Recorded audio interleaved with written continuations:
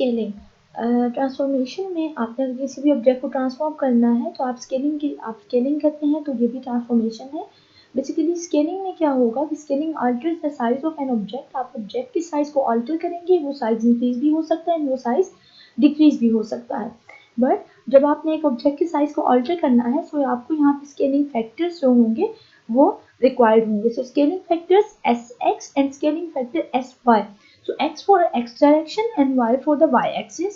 For the polygon coordinates of each vertex may be multiplied by sx and sy to produce the transform coordinates. आपने जो given आपको coordinates हैं एक vertex के जो हैं, अगर आपने ट्रांसफॉर्म कोऑर्डिनेट्स बनाने हैं तो आपको उन कोऑर्डिनेट्स को मल्टीप्लाई करवाना पड़ता है स्केलिंग फैक्टर्स के साथ। इस तरह से आपके पास जो कि x प्राइम है वो आपके पास न्यू पॉइंट में x प्राइम शो करे x कोऑर्डिनेट को, एंड x आपके पास ओरिजिनल पॉइंट है, एंड sx आपके पास स्केलिंग फैक्टर है। इसी तरह से y प्राइम शो कर रहा है y पॉइंट को, जो कि आपके पास स्केल्ड पॉइंट है, एंड y आपके पास ओरिजिनल पॉइंट है, एंड sy आपके पास स्केलिंग फैक्टर है। जब इन्हीं इक्वेशंस को हम मैट्रिक्स फॉर्म में रिप्रेजेंट कर सकते हैं, सो x प्राइम y प्राइम आपके पास बेसिकली p प्राइम है, एंड sx sy रिप्रेजेंट, ये जो मैट्रिक्स है हमारे पास ये रिप्रेजेंट कर रही है s को, स्केलिंग फैक्टर्स को, एंड डॉट मल्टीप्लाई हो रहा है ये xy रिप्रेजेंट कर रहा है हमारे पास ओरिजिनल, हमारे पास जो पॉइंट था p। अगर हम लोग यहाँ से इक्वेशंस को ड्राइव करना चाहें तो हम इक्वेशंस को ड्राइव कर सकते हैं जब हम मल्टीप्लाई करेंगे बोथ इस मैट्रिक्स को इसके साथ। sx हमारे पास क्या बन जाएगा, x into sx plus 0 and y prime equals to y into sy आपके पास बन जाएगा। इसी तरह से हम इक्वेशंस भी कंप्यूट कर सकते हैं थ्रू मैट्रिसेस। स्केलिंग में ऑल्टर होता है साइज ऑब्जेक्ट का। यहाँ पे एक क्वेश्चन है कि क्या ये रिजिड बॉडी ट्रांसफॉर्मेशन है या नहीं है। क्योंकि स्केलिंग में बेसिकली होता क्या है, स्केलिंग में बेसिकली हमारे पास जो शेप होती है, जो ऑब्जेक्ट होता है वो थोड़ा सा डिफॉर्म हो जाता है। अब ये डिपेंड करता है कि स्केलिंग फैक्टर्स हमारे पास जो गिवन है वो उनकी वैल्यूज यूनिफॉर्म है, वो यूनिफॉर्म स्केलिंग फैक्टर्स है या वो डिफरेंशियल स्केलिंग फैक्टर्स है। जिस तरह से फॉर एग्जांपल अगर आप इस ऑब्जेक्ट को देखें तो उस ऑब्जेक्ट में ये जो हमारे पास कोऑर्डिनेट है ये 2 1 को रिप्रेजेंट कर रहा है, ये कोऑर्डिनेट हमारे पास 3 1 को रिप्रेजेंट कर रहा है। स्केलिंग फैक्टर अगर आप देखें तो sx equals to 3 and sy equals to 2 है। हम लोग x को मल्टीप्लाई करेंगे sx के साथ एंड हम y को मल्टीप्लाई करेंगे sy के साथ। 2 into 3 becomes 6 and 1 into 2 becomes 2।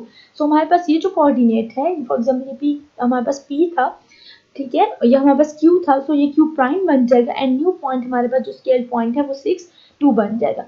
इसी तरह से जो भी हमारे पास 5 वर्टिसेस एंड 5 वर्टिसेस को अकॉर्डिंग टू द इक्वेशन हम ये पॉइंट्स पुट करेंगे एंड स्केलिंग फैक्टर्स हम ये यूज करेंगे और हमारे पास जो भी ऑब्जेक्ट गिवन था वो स्केल हो जाएगा।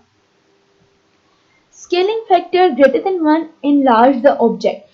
अगर आपके पास ये जो scaling factor sx and sy हैं, इनकी जो वैल्यूज हैं वो ग्रेटर देन 1 है, ये आपके ऑब्जेक्ट के साइज को इनलार्ज करेंगे। अगर आपके पास स्केलिंग फैक्टर जो है वो लेस देन 1 है तो आपके पास ये ऑब्जेक्ट के साइज को रिड्यूस कर देंगे।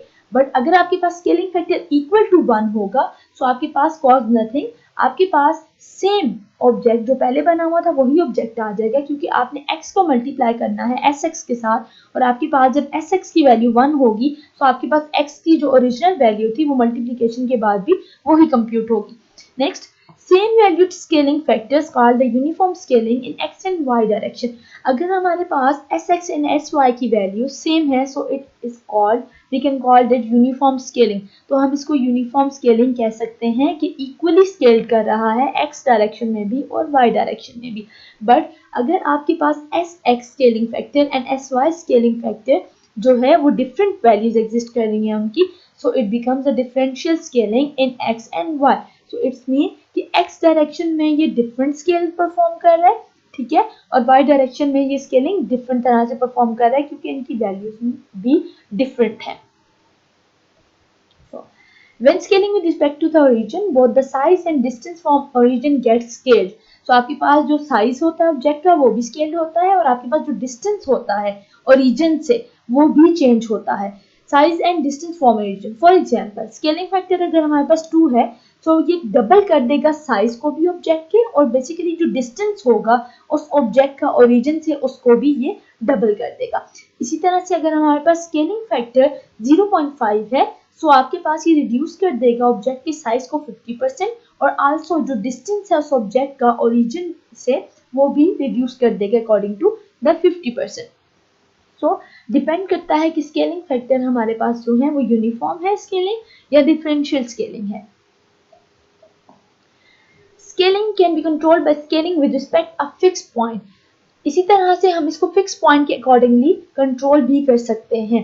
पहले जो हम लोग स्केलिंग देख रहे थे वो अकॉर्डिंग टू द ओरिजिन था, इसी तरह से हम फिक्स पॉइंट के अकॉर्डिंगली परफॉर्म किस तरह से करेंगे, x point minus x of f, ये फिक्स पॉइंट को रिप्रेजेंट कर रहा है। सो जब आप equals to x minus x of f और इसके साथ मल्टीप्लाई हो रहा है एस एक्स, बेसिकली ये जो x माइनस एक्स एफ है हम लोग ऑलरेडी पहले जस्ट x को यूज कर रहे थे जो कि हमारे पास ओरिजिनल पॉइंट था, बट क्योंकि अब हम फिक्स पॉइंट को भी यूज कर रहे हैं सो हमने यहाँ पे एक्स एफ को यूटिलाइज किया।